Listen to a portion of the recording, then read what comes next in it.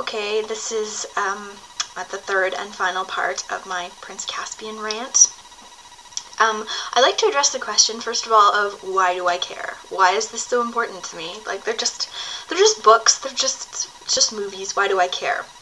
Well, I care because the Chronicles are a part of me.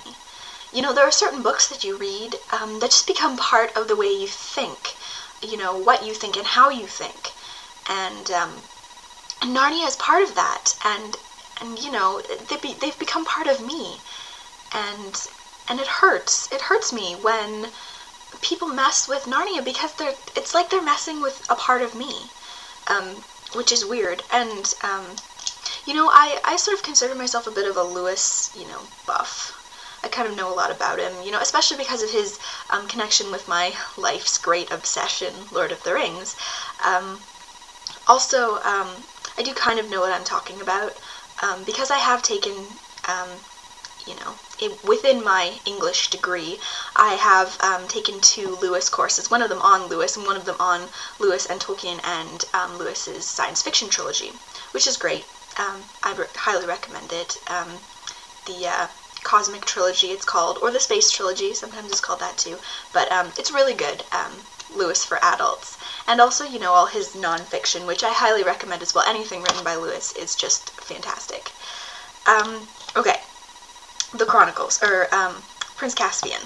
Let's get back to that. Yeah, the plot just upsets me. Why did they have to mess with it?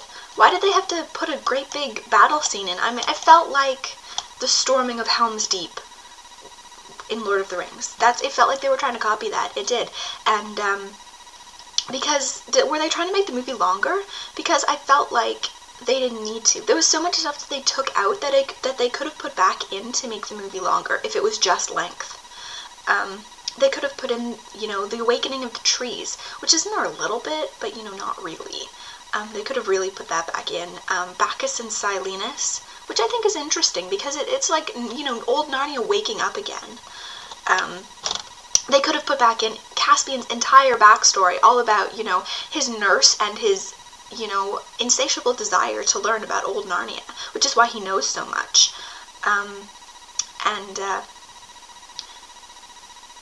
The scene with him and Cornelius on the tower, the astronomy scene, where he looks and Cornelius shows him the 2 planets, and they come close to each other, and they are Tarva and Alanville. And you know, I really like that Narnia has its own sort of history, its own constellations, its own myths about the constellations, and the thing about Narnia is the stars are alive. So, you know, Tarva and Alanville are actually characters in the books, and they're a very important influence on Caspian. You know, victory and peace coming together. That's what's important. And see, I didn't understand why they started the movie with Punaprismia giving birth. Like, I was sitting in the theater for the first time and going, am I in the right movie? Like, did I step into the wrong theater? Because this does not feel like the beginning of Prince Caspian. It's just like woman giving birth. I don't understand. And they didn't explain that at all. Why Caspian needed to run away anything. You know, if I didn't know, I would have been totally confused.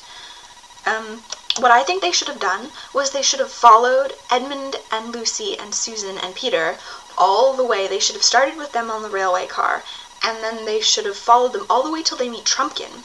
And then Trumpkin should have said, you know, I'm here because of Prince Caspian, and then went back and told Caspian's story. That's how I think they should have done it. Which brings me to another thing, Susan's horn. It feels like it was blown by accident. I mean, you know, like it's lying on the ground and Caspian's in trouble and he just blows it like you would blow any horn to say, come here, I'm stuck, you know, help me. But the thing about Susan's horn is it's special. It's meant to call up special help. And in the books, Caspian carries it with him the entire time, but he doesn't blow it. And then it's only when they're in Aslan's house and they're stuck and Miraz has completely surrounded them that he says, okay, now we need help. And he calls it up because he thinks it's going to call up Aslan. And, I mean, it does, sort of. But it also calls up the 4 ancient sovereigns. But it just feels like in the movie it's a mistake.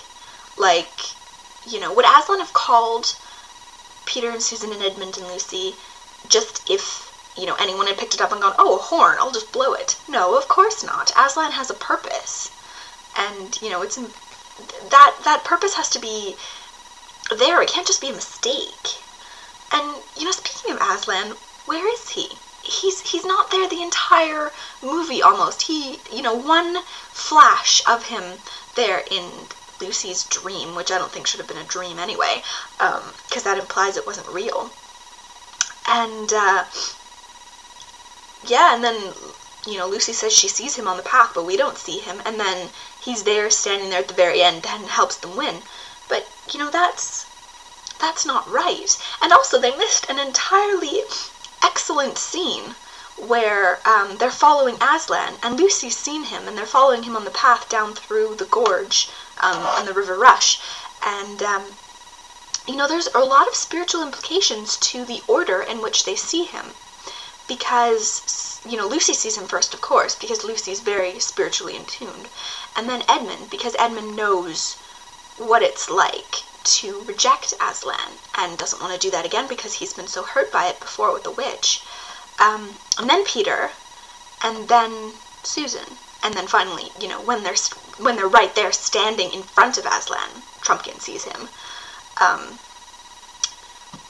But I think it's important that Susan sees him last, because as anyone who's read the books will know, in the last battle, Susan has lost her faith. She doesn't believe in Narnia anymore. She says, oh, those silly games we used to play when we were kids. She doesn't remember that she used to be, Queen Susan. So, yeah, I think that's important, and they missed out on that. And, I don't understand why Lucy has to go out and find Aslan. Like Aslan couldn't find her. Because Aslan lives in the woods and can't come anywhere else. No, of course not. Aslan isn't confined anywhere. Why does she have to ride out to find him? He would help them without that. Well, of course, because in the books, they're already with Aslan at that point. Yeah, so that's just all the problems I have with the movie. Obviously, there are a lot more, but they're a lot smaller.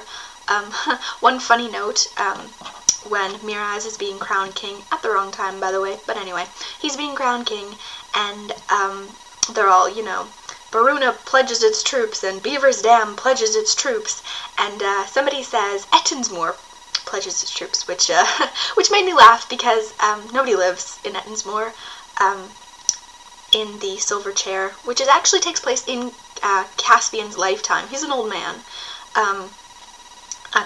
in the book, but the 2 children, Eustace and Jill, go to Ettonsmoor, and nobody lives there except Marshwiggles.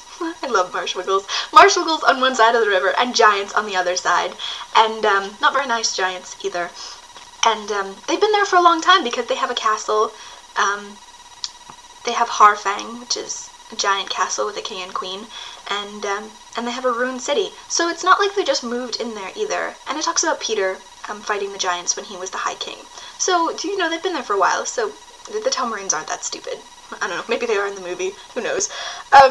So that concludes my rant on Prince Caspain.